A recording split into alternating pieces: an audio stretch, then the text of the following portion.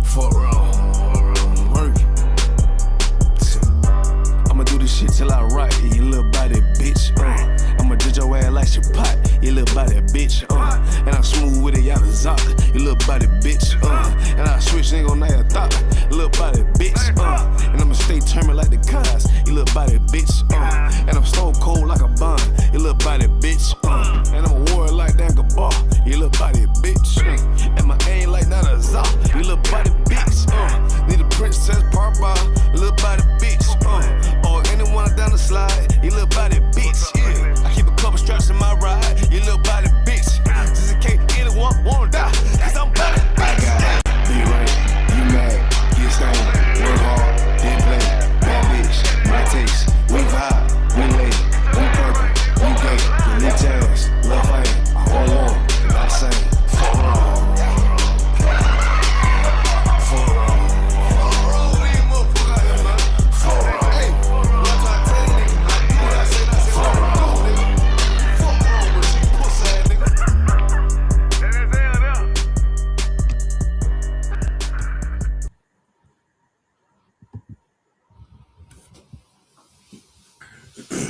Shalom.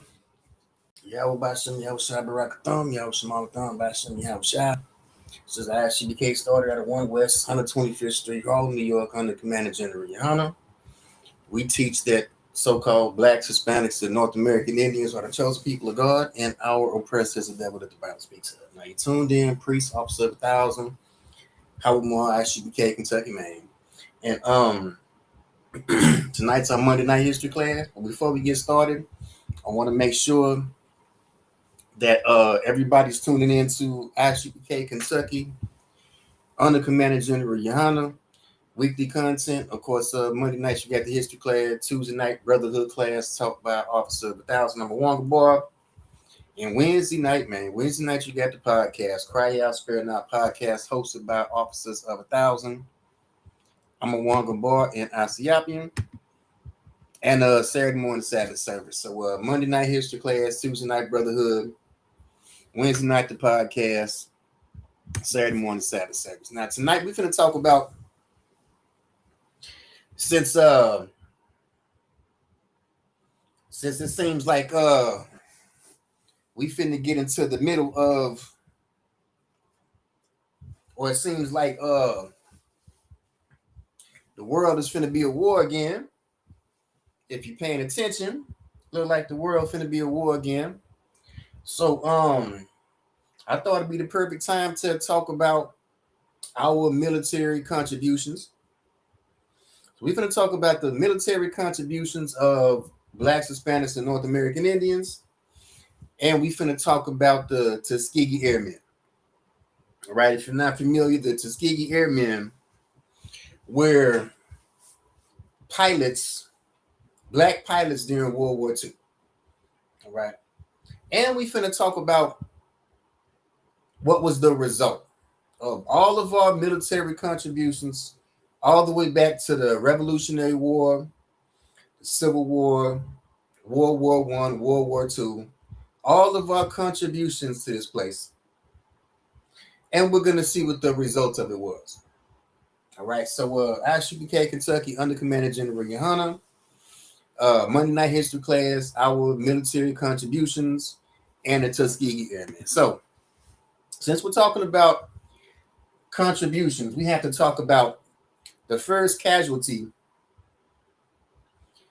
of the Boston Massacre, which eventually led up to the American Revolution.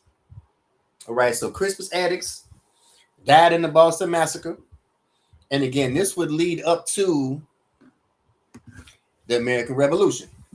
All right, Boston on the 5th of March, 1770, a party of men, mostly sailors, marched from Dock Square to State Street and assaulted the guard at the Custom House. The mob was led by a man almost giant in stature, and afraid several of the assailants were killed. Among the killed was the gigantic leader, Crispus Attucks. Now, who was it? By the testimony of the witnesses given at the trial in November 1770, he's called the mulatto. I believe grave doubts can be thrown on this assumption, and that the weight of carefully examined testimony will prove that he was a Massachusetts Indian. Attucks, of course, lived and died a subject of the British Empire. Despite many biographical treatments and extensive historical investigation, little is known about his life. Attucks' brief appearance in the historical record has stimulated both professional and amateur historians to dig the details. The most widely accepted construction of Attucks' life suggests that he was born 1723 in the town of Natick, a multi-tribal praying town of Christianized Indians about 20 miles west of Boston. He was likely of Indian ancestry, possibly descended from a man named John Attuck, who was executed 1676 for his role in King Philip's War. Similarly, Crispus Attucks, who died at the Boston Massacre, was of Native American extraction but called a mulatto. He is usually described as mulatto, but it seems more probably that he was a Natick Indian from Framingham. So, I gave y'all 3 back-to-back sources showing that Crispus Attucks, the first casualty in the Boston Massacre that led up to the American Revolution, was an Indian. I gave y'all 3 back-to-back sources. If anybody wants to say anything different about it, we'll go source for source. All right, so let's drop that. All right. Though their stories are not often told, American Indians played major roles in the revolution, supporting both armies as scouts, soldiers, and diplomats. The contributions of American Indians were critical to many important events, battles, and decisions that shaped the outcome of the war. So, the Lord's chosen people shaped the outcome of the revolution. All right? The events, battles, and decisions that shape the outcome of the war. All right. This is our contribution to American history. All right. This is our military contribution to American history. All right. Don Trioni, renowned historical artist, has created several paintings depicting American Indians in the Revolutionary War, including brave men as ever fought. Well, here's the painting. Brave men as ever fought. All right, describing or making an image of indigenous people, indigenous soldiers in the Revolutionary War. All right. Now, we've got our contributions to the American Revolution, and we know that without the outcome of the revolution, there would be no United States. All right. Without our contribution to the war effort, there would be no United States. So let's fast forward a little bit. Let's fast forward and let's talk about the Civil War. All right, so Abraham Lincoln, not only did he think they should not be equal citizens, Abraham Lincoln wished them removed from the United States. My first impulse would be to free all slaves and send them to Liberia. Now, this is important. This is important because since 1807 was the Slave Embargo Act, meaning it was illegal to send slaves across the Atlantic. All right. After that, the United States got into what was called the domestic slave trade. So the reason he would free slaves before sending them to Liberia is because it was illegal to send enslaved people across the Atlantic Ocean. All right. That was the only reason for the abolitionist movement. All right. The abolitionists didn't give a damn about the freedom of people. They just knew they had to free people first before sending them to Liberia. All right. This is where your Back to Africa movement comes from. All right. At this time, it was illegal to send slaves across the Atlantic. So the only reason that abolitionists wanted to free slaves was to send them to Liberia. All right, December 3rd, 1861, Lincoln urged Congress to appropriate money for the deportation of blacks. Immediately following secession, Lincoln and the U.S. Congress offered the Confederacy the Corwin Amendment, which guaranteed permanent slavery forever in the seceded states if only they were returned to the Union. See, Lincoln didn't give a damn about slavery. Lincoln didn't give a damn about ending slavery. He said if the South would return, he would guarantee permanent slavery forever in the Southern states. All right, Lincoln went on to fire the Secretary of War because he advocated making black soldiers. All right, Lincoln did not want black and indigenous people to fight in them blue uniforms. Lincoln did not want black and indigenous people in the beginning to fight in them blue uniforms. But you had black Confederates.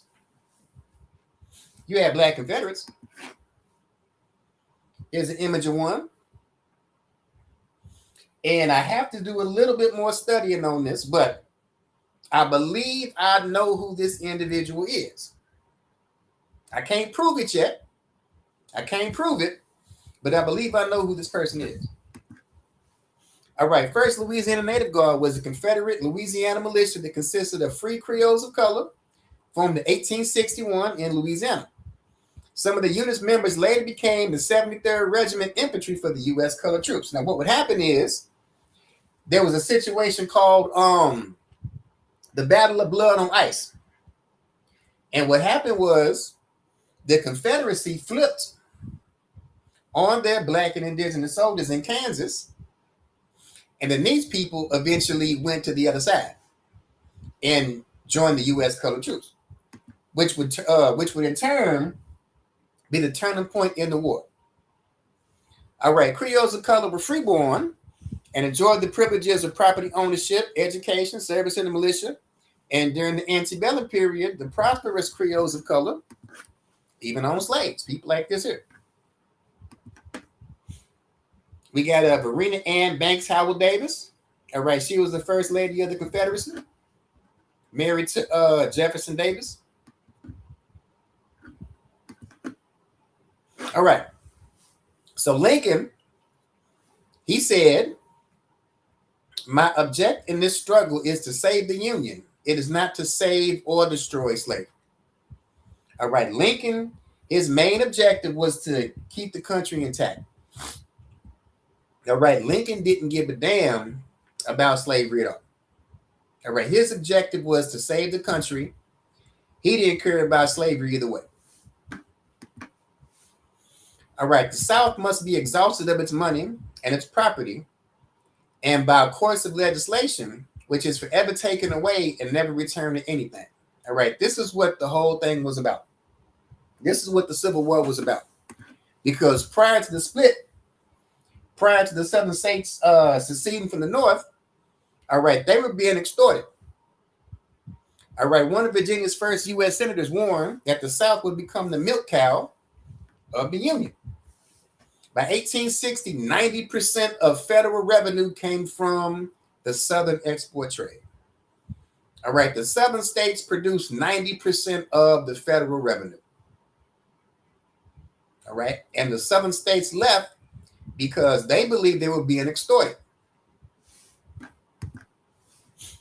Now, like I said, you had there was a situation called the Battle of Blood on Ice, where the Confederates flipped on their own black and indigenous soldiers in Kansas. So these black and indigenous soldiers ended up changing sides, fought for the Union, and started what was called the U.S. Colored Troops.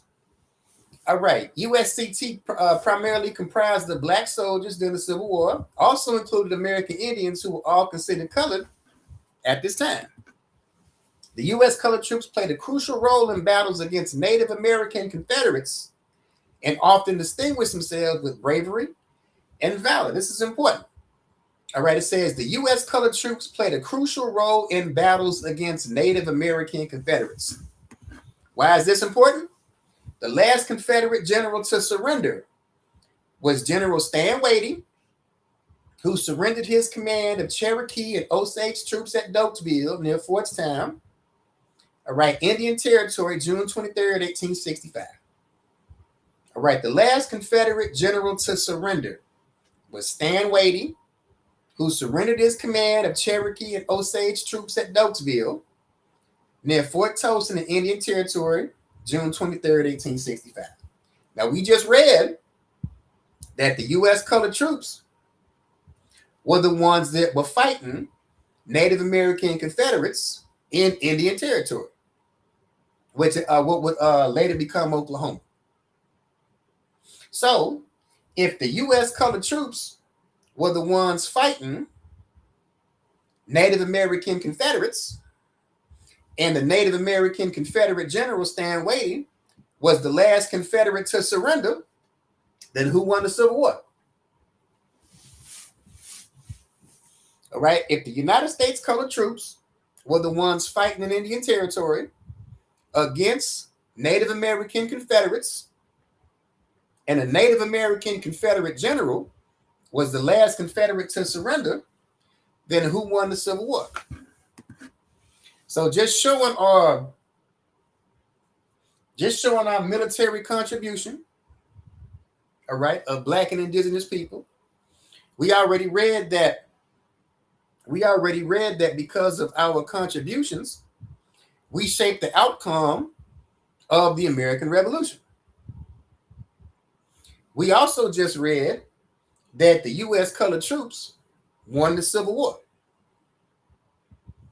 and defeated the last Confederate general to surrender, a Cherokee Confederate named Stan Wade. Now, we fast forward a little bit. You got your Seminole Scouts being compared to the U.S. colored troops. Again, your Seminole Scouts. On the left, you got that's Sergeant Benjamin July. All right, Seminole Scout. I'm not sure who the brother on the right is. All right, now, Civil War is over.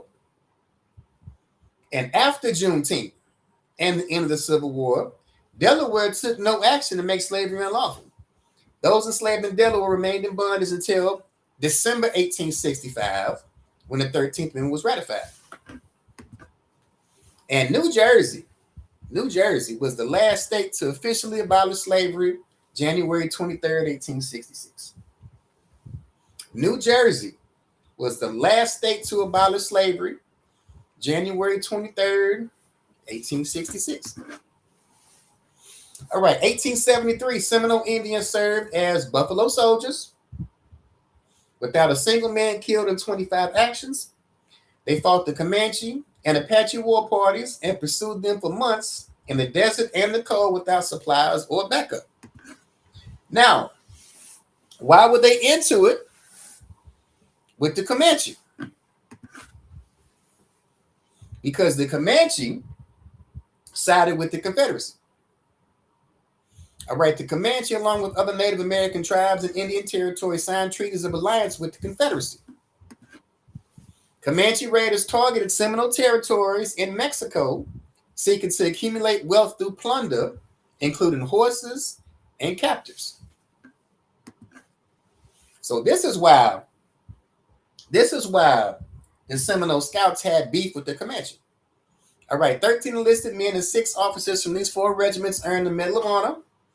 In addition to military campaigns, the Buffalo Soldiers served a variety of roles along the frontier, including building the infrastructure. All right, building the infrastructure of the West. And one of these men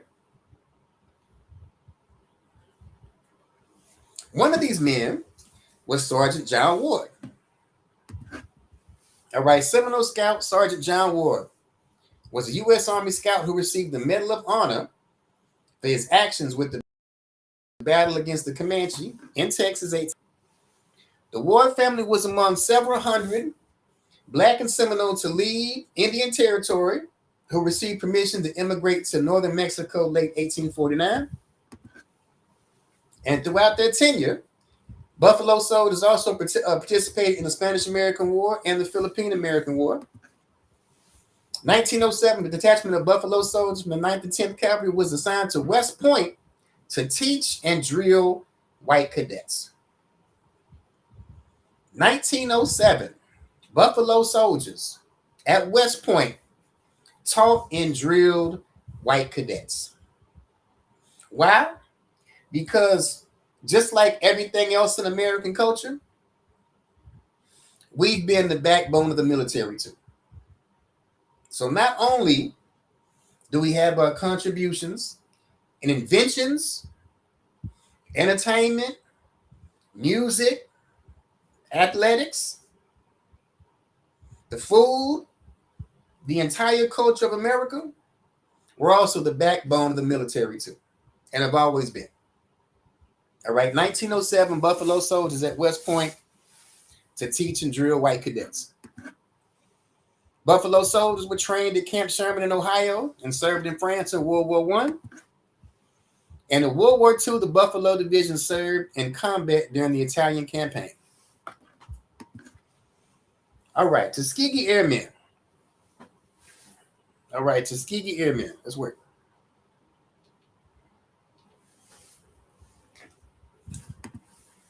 All right, the Tuskegee Airmen's contributions were vital, and their actions were instrumental to an Allied victory.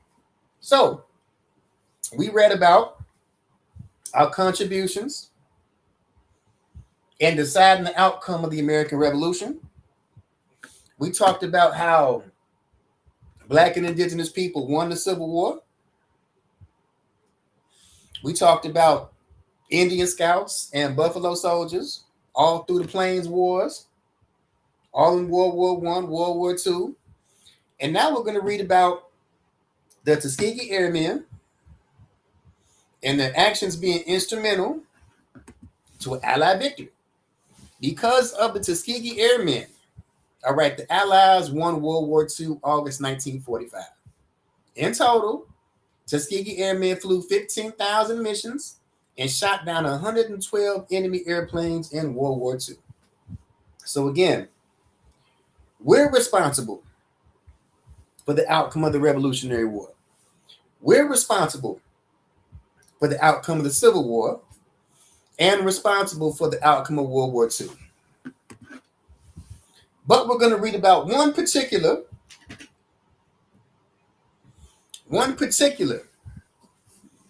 airman of Tuskegee.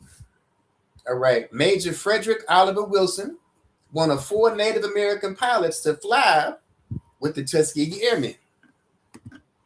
Here he is.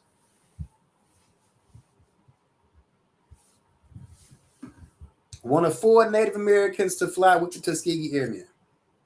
Looks like Chuck Berry. All right, Major Frederick Wilson was an American Indian pilot that flew with the Tuskegee Airmen World War II. As one of the original documented members, Wilson soared into history as a decorated pilot and a keeper of Tuskegee Airmen's legacy.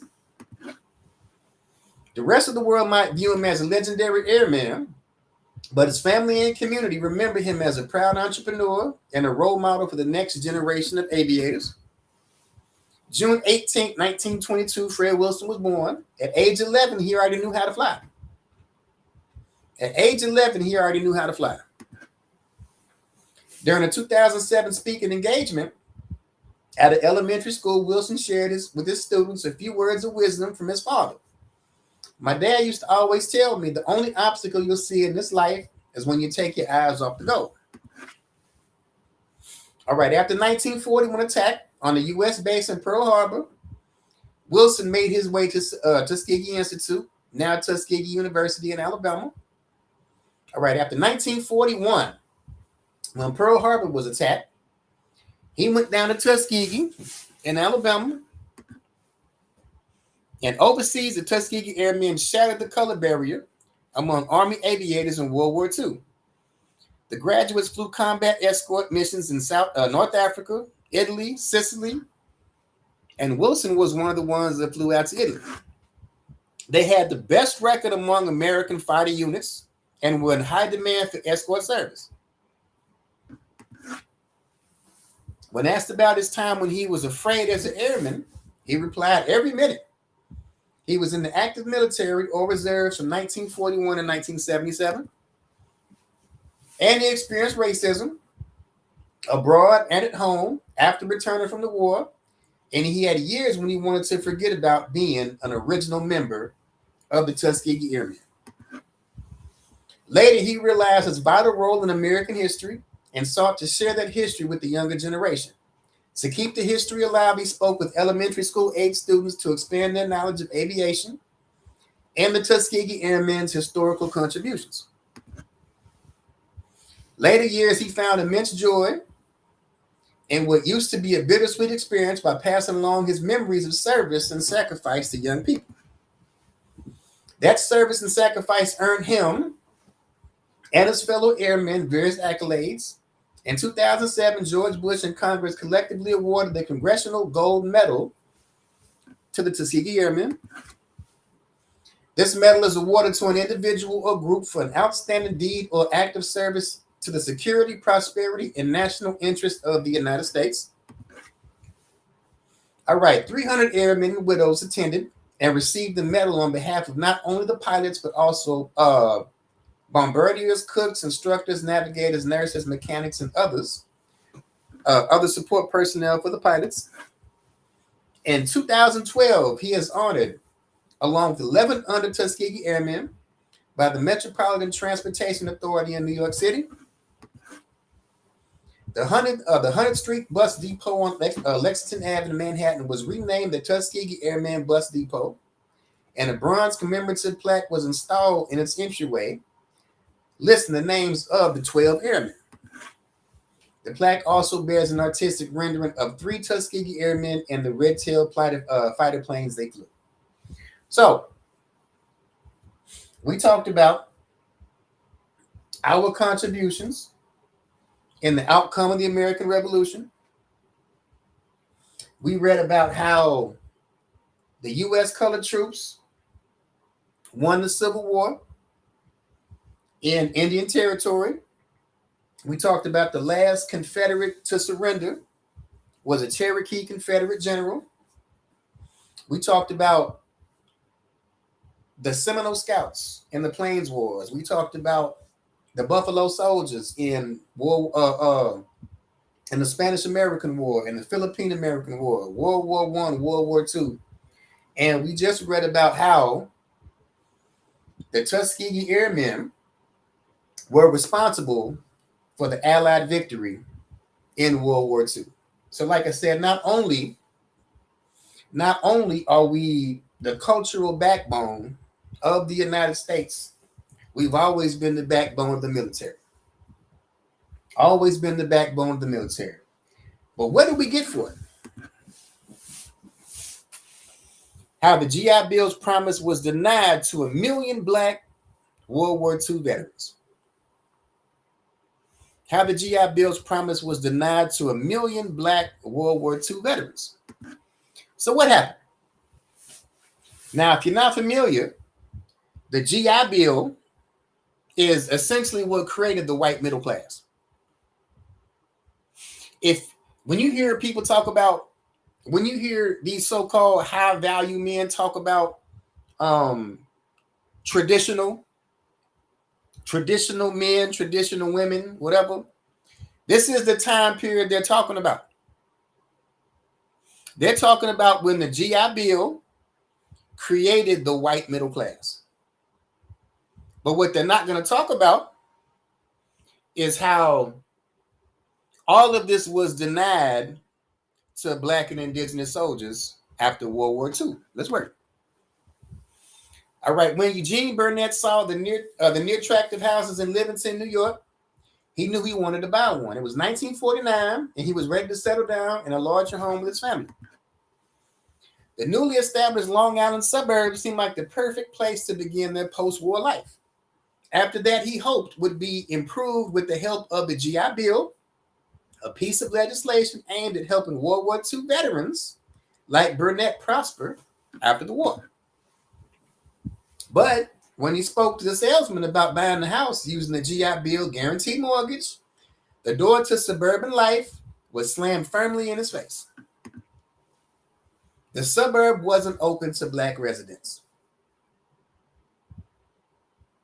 And he was denied because of his race. All right, the suburb was not open to Black residents. All right, the Burnetts were not the only Black Americans for whom the promise of the GI Bill turned out to be an illusion. Though the bill helped white Americans prosper and accumulate wealth in the post-war years, it did not deliver on that promise for veterans of color. In fact, the wide disparity in the bill's implementation ended up helping drive the growing gaps in wealth, education, and civil rights between Black and white Americans. Again, this is what essentially created the white middle class. This is what created when you hear these so-called high-value men talk about traditional men, traditional women. They're talking about this time period. They're talking about the time period post-World War II when the white middle class was created. But what they fail to mention is that we were left out of it. All right, while the GI Bill's language did not specifically exclude Black Americans from its benefits, it was structured in a way that ultimately shut the doors for 1.2 million Black veterans who had bravely served their country in World War II.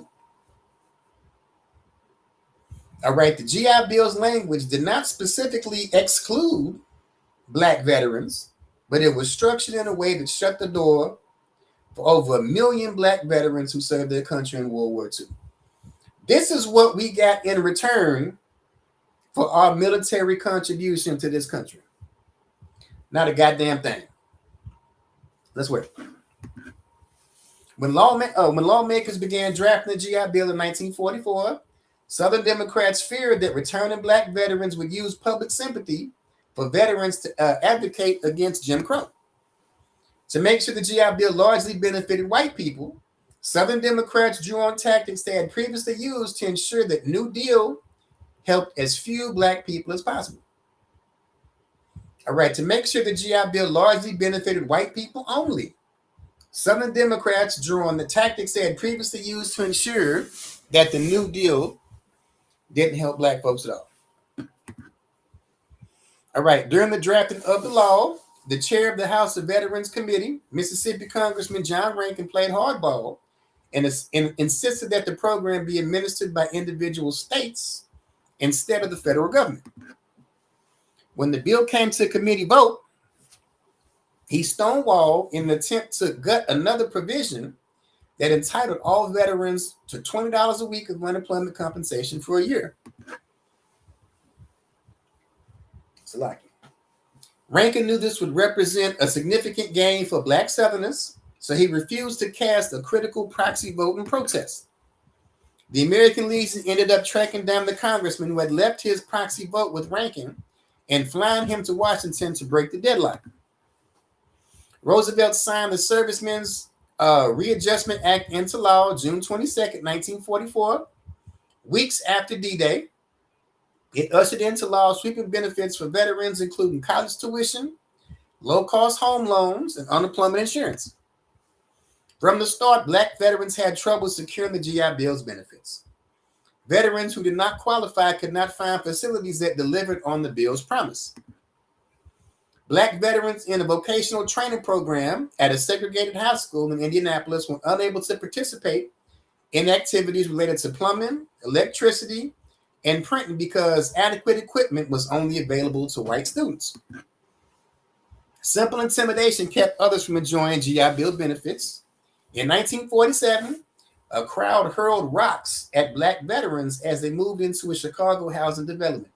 Again, this is what we get for our contribution to this place. We just read how it was the Tuskegee Airmen who were responsible for an Allied victory. It was Slovakia. The Tuskegee Airmen were the ones responsible for the Allied victory at World War II. And we came home to what? Crowds of angry white folks throwing rocks at us? Again, this is what we get for giving our blood, sweat, and tears to this place. Thousands of black veterans were attacked in the following years of World War II, and some were singled out and lynched. Southern postmasters were even accused of refusing to deliver the forms black veterans needed to fill out to receive GI Bill benefits. Can you imagine this? Southern mailmen were accused of refusing to deliver the forms that black veterans needed to fill out to receive GI Bill benefits. Black veterans and civil rights groups protested their treatment, calling for protections like black involvement in the VA and non-discriminatory loans. But the racial disparities in the implementation of the GI Bill had already been set into motion. As the years went on, white veterans flowed into newly created suburbs where they began amassing wealth in skilled positions. But black veterans lacked those options. The majority of skilled jobs were given to white workers. The post-war housing boom almost entirely excluded black Americans, most of whom remained in cities that received less and less investment from businesses and banks. Though the GI Bill guaranteed low-interest mortgages and other loans, they were not administered by the VA itself.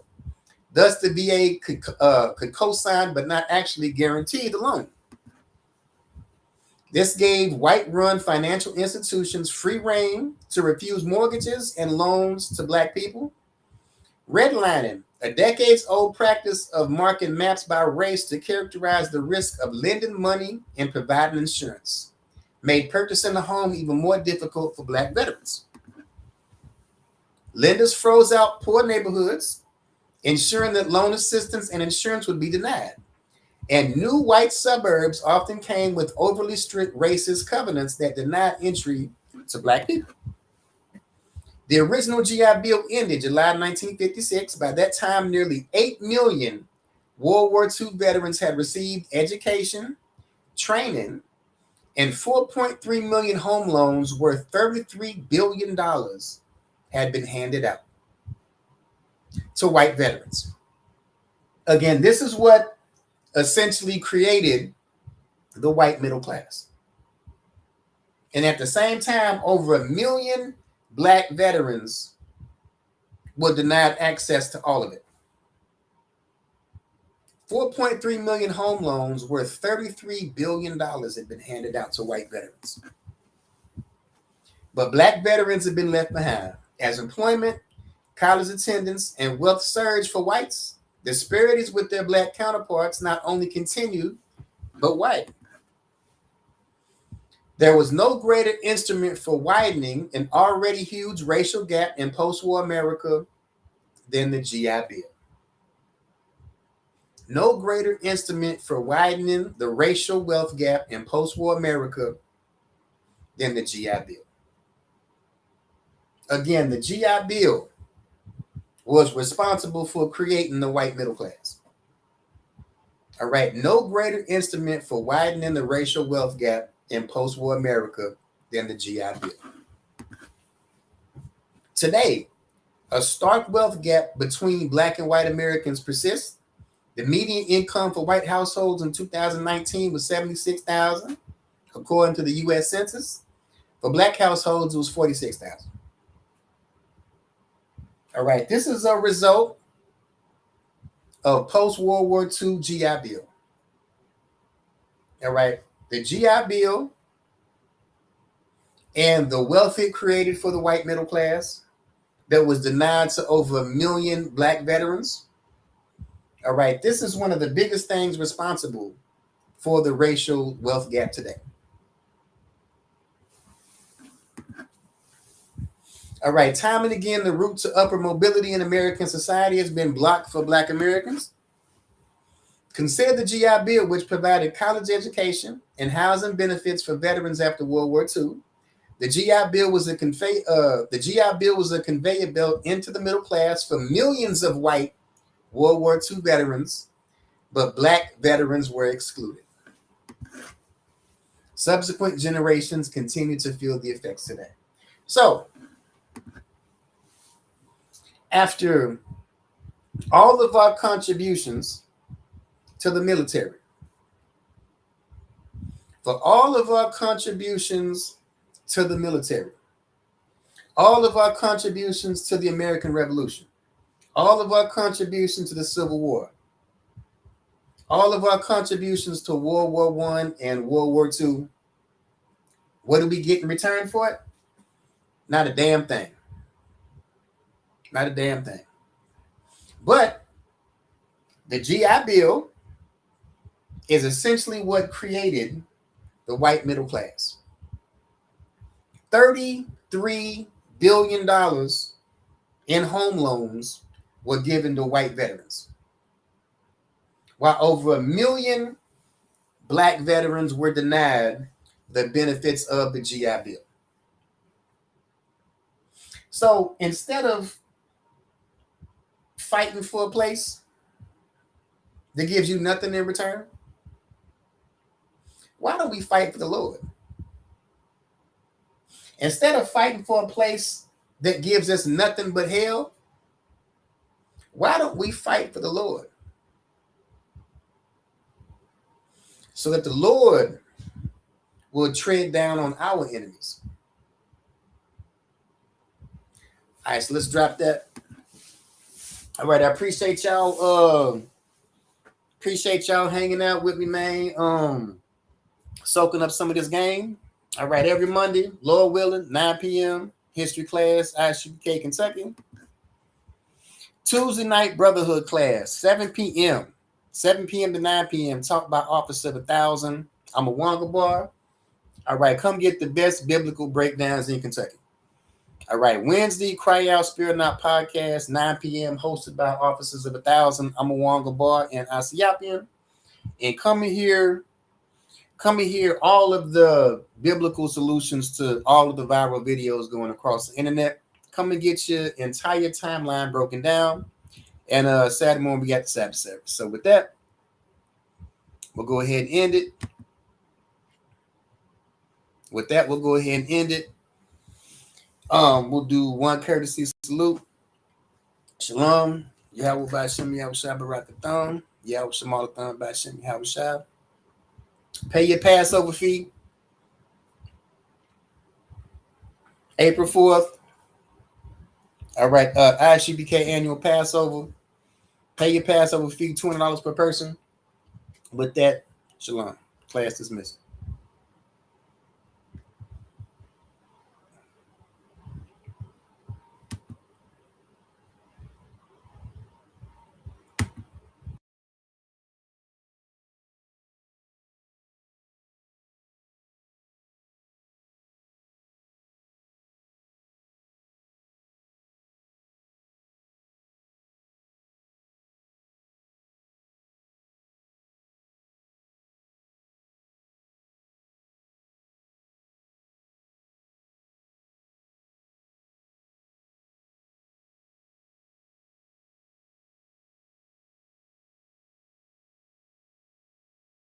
Hey, I don't give a love to fuck about what them bitches gotta say. I'm a woman West nigga till they put me in the grave. I don't give a love to fuck about what them niggas gotta say. I'm a woman West nigga till they put me in the grave.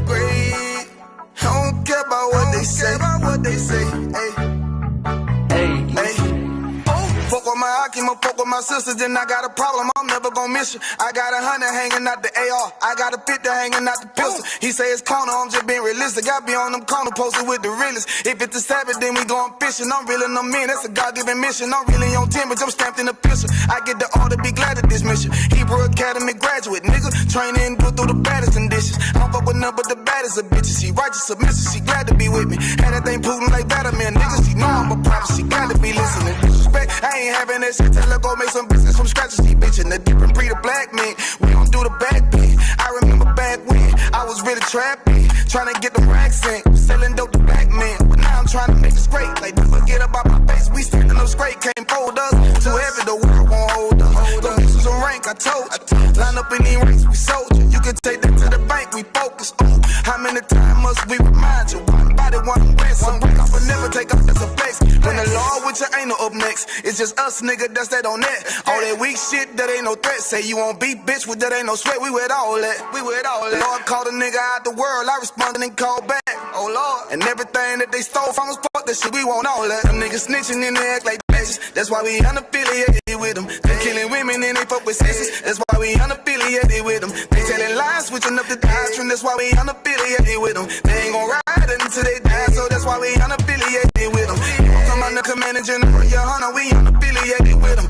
They tongue and they say they keep that shit 100, we unaffiliated with them. They telling lies, switching up the doctrine. That's why we unaffiliated with them. They ain't gon' ride until they die, so that's why we unaffiliated with them. That's why we unaffiliated with them. I cannot fuck around with fake niggas. We taking ground when we in your city. You better hide the women, hide the liquor. Keep that bitch on me, please don't but the same. Don't be a fool and be another victim. Say you a goon, you just another Christian. How you my brother, you ain't in here with me. We in the gutter, deep down in the trenches. We with them niggas locked up in the prison. Black and Hispanic, Native American, Indian. We ain't just talking shit, but we living in it. We be everywhere, you can't miss it. And we be fresh as hell, take a picture. And we professional with the scriptures. Play, we gon' scratch them, yeah, we some killers. These niggas tripping, they mind blown. Swear business, forgive me if I'm wrong. I don't get it pause when niggas say that they be looking for niggas to slide. The only slide that I know about is when I assemble the Glock with the slide. For real, I get the order, you know that it's slaughter. See me and my niggas gon' die.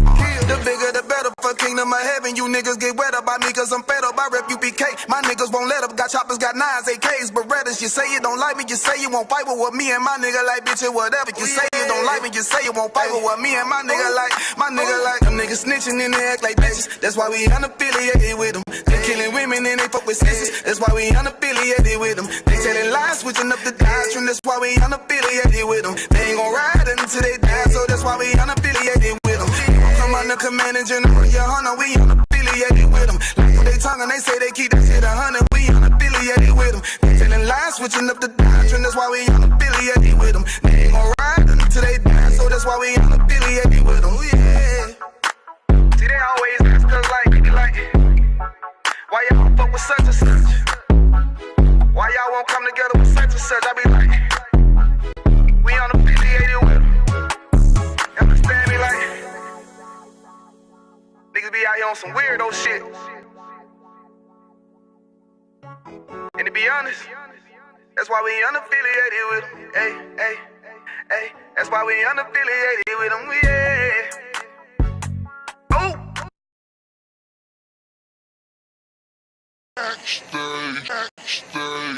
These motherfuckers got scraps too, don't get caught lacking.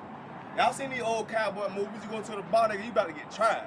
You go out in the bar, you got there drinking with your brothers and that shit, then you about to get tried out here, but don't be caught lacking, don't kill your brother off some bullshit, man. Don't hurt your people, man. It's just for protection only, man. I got family out this bitch, man.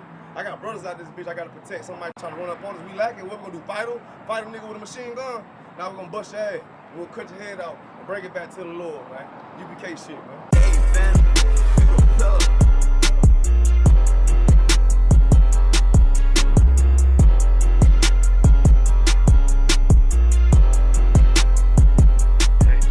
Say I'm obnoxious. Say I got way too much confidence. Say it's a problem. All I do is try to pull a woman. They say I'm a monster.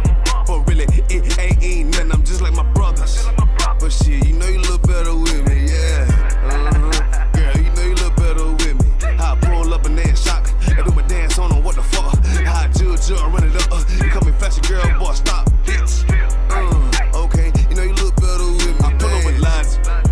I'm a judo with a nigga pride, I'm just like a lion. Want my woman cook, clean, fuck, and shut the fuck up, yeah. I got bigger problems to worry about than you and adultery. But shit, you know you ain't going nowhere. Hey, taking my move with the bass. Try to walk to the place. Ice on me, come and skate. You really hoe wanna escape. Yeah, we up, fish your face. Or outwork me, what you think? Pretty girl, good taste. Wanna know all my traits. You know I'm on attention. I'm James Brown, they're the Israel. Bullets long, yeah, extensions. That nigga hate what they mention. Y'all pull up how I'm gifted. I'm Mike Jackson with the fisting. Beat it like I'm Thriller. She say I'm obnoxious. Say I got way too much confidence. Say it's a problem. All I do is try to pull a woman. They say I'm a monster.